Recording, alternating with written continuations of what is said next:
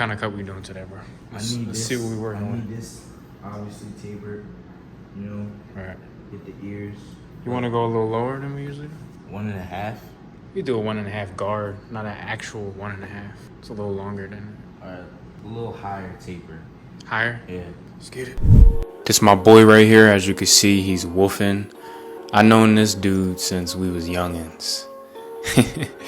We went to elementary school, middle school. We locked in. Anyways, we're gonna start off by combing his hair out at the top, and I'm gonna cut it down with a 2. Now his hair is real shaggy. We make jokes about it all the time, like how the back is a completely different texture. You'll see. It's crazy. He got his hair. He used to be real wavy. Me and him both. We was both super wavy in 2019. But after quarantine, everyone stopped kind of having waves. But we just gonna cut it down. He gets a high taper.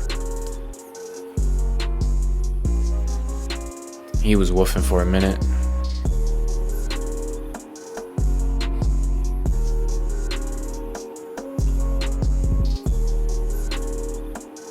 And I didn't wash it before I cut it down. I'm gonna cut it first and then wash it.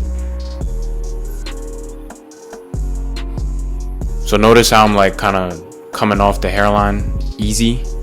I'm not like digging. When you're cutting off a lot of hair like this, the hairlines might cut light and around the ear. Those 2 areas are like the sensitive areas, and of course the crown.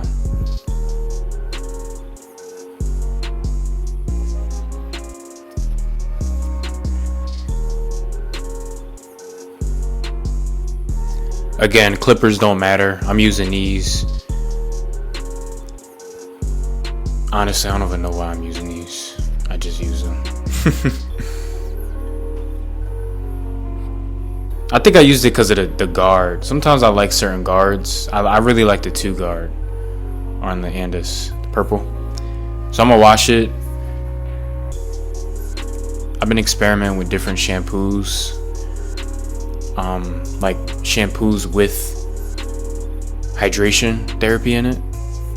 I like it because if you use the foam, you don't have to use conditioner, because foam is sort of like conditioner, it's moisture.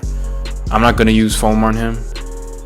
We actually went out after this, hit up a few spots, so it was hot out. It's hot in my city where we're at now, so the foam would have got all greasy, you know. So I just, you got to plan ahead of time. You got to ask your client, like, all right, what do you have planned after this? That way, you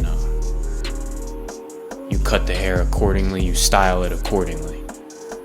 It's like putting gel in a white guy's hair and he's about to go in the pool. It's just like, it don't really, make sense. So for the taper, he wanted it higher than we usually do. I usually do like a regular high taper, like a compressed one, without C-cups of course, but he wanted it a little higher. And the way his head shape is pretty much like a burst, kind of like a burst fade a little bit, just on the sides.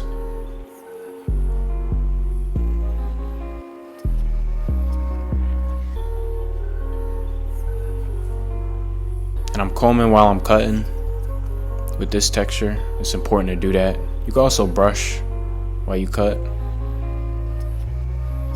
And as you can see, the clippers I'm using right now, the Masters, they're shredding through his hair. His hair is very easy to fade and cut, especially with the high taper. It's an easy cut. You just can't take it up like too high. Then you're gonna have him with a mohawk. You don't want that. Same thing for this side. As you can see, it's like his high taper area is pretty long. Most people's are a little shorter than that. So you got to cut that accordingly. As you can see, his corner's a little light, so I'm like conserving the hair in that area and just cutting around it. That's what you got to do.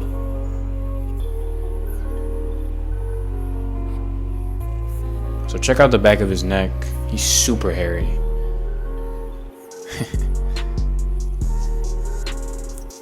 So we just gonna get what's showing right now, and we'll remove the rest after the haircut's done. So same thing in the back. His back, like I said before, it's a completely different texture. It's very shaggy and it's weird, and it grows in different directions. So we're gonna take this fade up high in the back so it can last them. You don't want to give a baby taper to a client that, isn't a weekly client, because you want the haircut to last. His hair grows fast, so I already noticed this taper should last him about a week, 2 weeks. I see a lot of TikToks about people complaining that haircuts don't last. I mean, my haircuts last. Like when I get a haircut by my barber, it lasts 2 days, as it should. Same when I cut my own hair. I'm only expecting to be fresh for 2 days when I get a haircut. 2 days, that's it. Third day, nah. It's over by then. Beards start growing in, it's over. But day 1, day 2. So say I get a haircut on a Thursday. That Friday and Saturday, I'm good. But by Sunday, it's not that I need a haircut, obviously, but it's like, all right, your cut kind of done. It's done. So we always joke about lining up his widow's peak, but today I actually did it. I didn't line it up, I kind of just avoided it. He wanted to see like how long it actually grew down.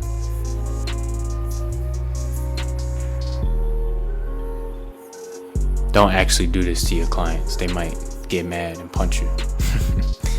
So we're going to use the enhancements, and I'm just avoiding the middle area to the end.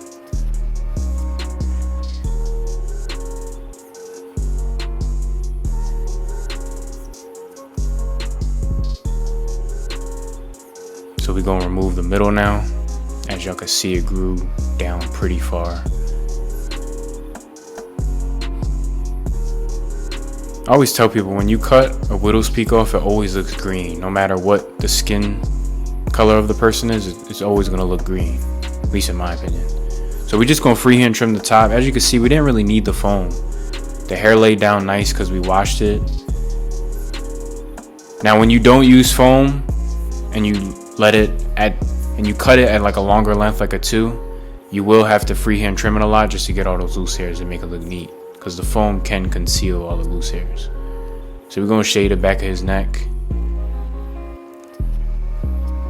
And it's the before. And this is how he's leaving. It's 4. I'm out. Peace.